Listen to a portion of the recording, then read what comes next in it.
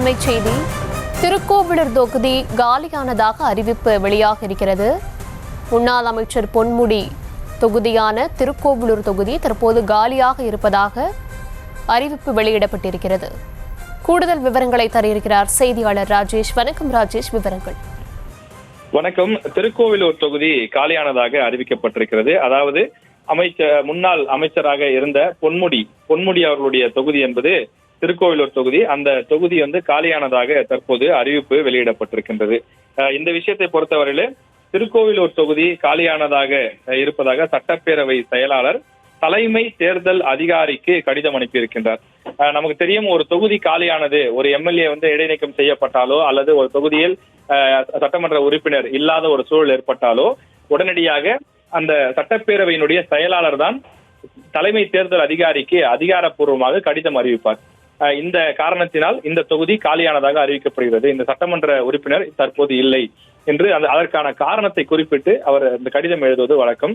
எனவே அந்த அடிப்படையில் திருக்கோவிலூர் தொகுதி முன்னாள் அமைச்சர் பொன்முடி சமீபத்திலே அந்த நீதிமன்ற தீர்ப்பு காரணமாக தன்னுடைய அமைச்சர் மற்றும் சட்டமன்ற உறுப்பினர் பதவியை இழந்திருந்தார். எனவே இந்த தொகுதிக்கு மீண்டும் இடைத்தேர்தல் நடத்தப்படுமா என்ற ஒரு கேள்வி எழுந்தது. இது எதனால் எழுந்தது என்றால், காங்கிரஸ் கட்சியிலிருந்து விஜயதாரணி அவர்கள் விளவங்கோடு தொகுதியினுடைய சட்டமன்ற உறுப்பினராக இருந்தவர். அவர் பாஜகவிலே சமீபத்திலே சென்று சேர்ந்திருந்தார். எனவே பாஜகவிலே அவர் சேர்ந்து விட்ட காரணத்தால் அந்த தொகுதி காலியான தொகுதியாக அறிவிக்கப்படுவதாக சட்டப்பேரவை செயலாளர் திரு சீனிவாசன் அவர்கள் தலைமை தேர்தல் அதிகாரிக்கு கடிதம் எழுதியிருந்தார். எனவே அந்த தொகுதியை தொடர்ந்து பொன்முடி அவர்களுடைய தொகுதியாக இருந்த திருக்கோவிலூர் தொகுதியும் காலியான தொகுதியாக அறிவிப்பு வெளியிடப்படும் என எதிர்பார்க்கப்பட்டது. ஆனால் அப்படி அறிவிப்பு வெளியாகவில்லை. அதனைத் தொடர்ந்துதான் அதிமுகவினுடைய முன்னாள் அமைச்சர்கள் சி விஜயபாஸ்கர் உள்ளிட்ட சில முன்னாள் அமைச்சர்கள் நேரிலே சென்று சட்டப்பேரவை செயலாளர் திரு சீனிவாசன் அவர்களை நேரில் சந்தித்து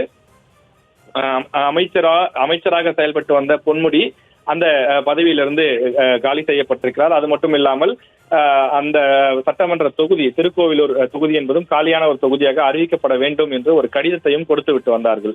அப்படி கடிதம் கொடுத்த போது இது சட்டப்பேரவை தலைவருடைய பரிசீலனை, அதாவது சபாநாயகருடைய பரிசீலனை இருக்கிறது என்று செயலாளர் தெரிவித்திருந்தார். இந்த நிலையில் இன்றைய தினம் திருக்கோவிலூர் தொகுதி காலியாக இருப்பதாக சட்டப்பேரவை செயலாளர் திரு சீனிவாசன் அவர்கள் தலைமை தேர்தல் அதிகாரிக்கு அதிகாரப்பூர்வமாக கடிதம் அனுப்பிவிட்டார். எனவே கடிதம் அனுப்பிவிட்ட காரணத்தினால் இனி அந்த தொகுதிக்கு, அதாவது வரக்கூடிய நாடாளுமன்ற தேர்தலின் போது தமிழ்நாடு புதுச்சேரி சேர்த்து 40 தொகுதிகளுக்கு தேர்தல் நடைபெற இருக்கிறது.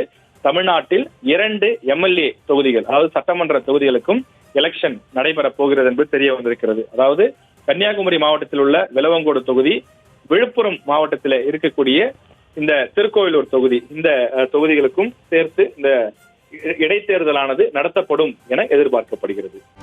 செய்திகளை உடனுக்குடனும் துல்லியமாகவும் தெரிந்து கொள்ள சப்ஸ்கிரைப் பண்ணுங்க.